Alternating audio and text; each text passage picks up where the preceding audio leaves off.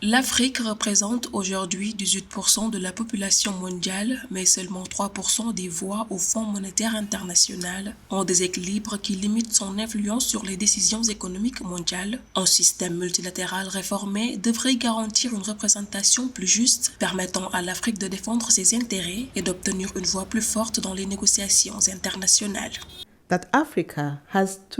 L'Afrique doit rester un acteur mondial fort et influent. Dans la poursuite de cette vision, l'Union africaine estime qu'un système multilatéral réformé devrait être guidé par un certain nombre de principes. Le premier est la représentation. Il s'agit d'obtenir un siège à la table des décisions.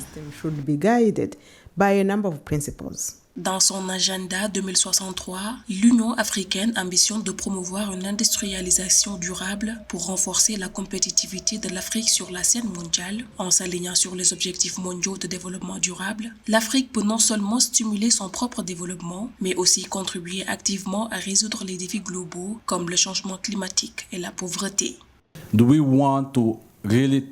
Souhaitons-nous vraiment de prendre la responsabilité d'être une partie intégrante de ce monde où une personne sur 4 est africaine et donc affirmer notre initiative? Cela nous ramène à l'agenda 2063. Je pense que cet agenda 2063 opérationnalise réellement à quoi ressemblera l'initiative africaine. Stop thinking of the Agenda 2063. L'Afrique dispose de blocs régionaux à fort potentiel, tels que la Communauté économique des États de l'Afrique de l'Ouest, la Communauté de développement d'Afrique australe, le marché commun de l'Afrique orientale et australe, la Communauté économique des États de l'Afrique centrale et l'Union du Maghreb arabe, capables de rivaliser avec des puissances économiques majeures comme l'Union européenne et la Chine. Ces blocs régionaux sont essentiels pour renforcer la coopération intra-africaine, attirer des investissements et promouvoir l'intégration économique, notamment à travers des initiatives comme la zone de libre-échange continentale, ZLECAf.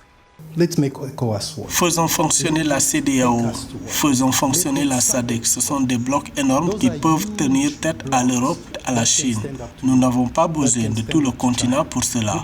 Peut-être qu'un jour, dans 50 ans, nous y arriverons. Les flux d'investissements directs étrangers en Afrique ont atteint 53 milliards de dollars en 2023, selon le rapport mondial sur l'investissement publié le 20 juin 2024. Ces investissements sont cruciaux pour catalyser le développement infrastructurel, l'innovation technique et la création d'emplois. Ils renforcent également l'influence mondiale de l'Afrique en favorisant des partenariats stratégiques avec des acteurs économiques clés tout en soutenant une croissance durable à long terme.